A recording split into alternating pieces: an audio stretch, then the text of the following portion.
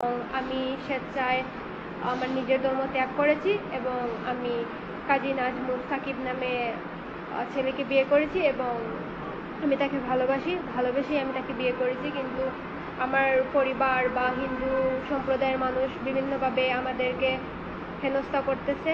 আমি সুস্মিতা। তো আমাকে নিয়ে 3-4 দিন ধরে অনেক ধরনের গুজব ছড়ানো হচ্ছে।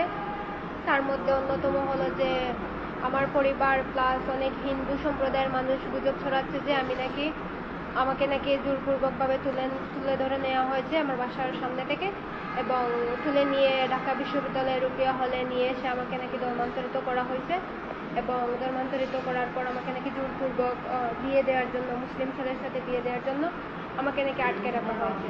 এটা সম্পূর্ণ ফেক এবং গুজব এবং আমি এখন ঠিক আছি, সুস্থ আছি এবং আমি স্বেচ্ছায় আমার নিজের ধর্ম ত্যাগ করেছি এবং আমি কাজী নাজমুল সাকিব নামে ছেলেকে বিয়ে করেছি এবং আমি তাকে ভালোবেসেই আমি তাকে বিয়ে করেছি। কিন্তু আমার পরিবার বা হিন্দু সম্প্রদায়ের মানুষ বিভিন্নভাবে আমাদেরকে হেনস্থা করতেছে এবং অনেক ধরনের গুজব ছড়াচ্ছে। এটা কিন্তু আমি কিভাবে আপনারা বুঝতেছেন যে এটা আমাদের উপরে কিভাবে যাচ্ছে বা আমরা কত সমস্যা ফেস করতেছি।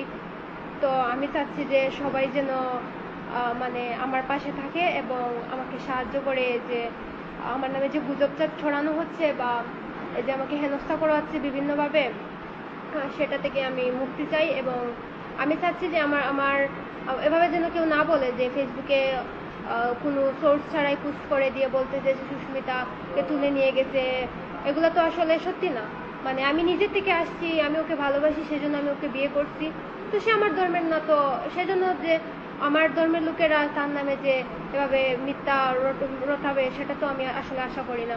তো এটাই আমার চাওয়া যে আমার নামে যাতে আর কোনো গুজব রটানো না হয় এবং আমি রুকিয়া হলে ছিলামও না এবং আমি রুকিয়া হলে থাকবো না।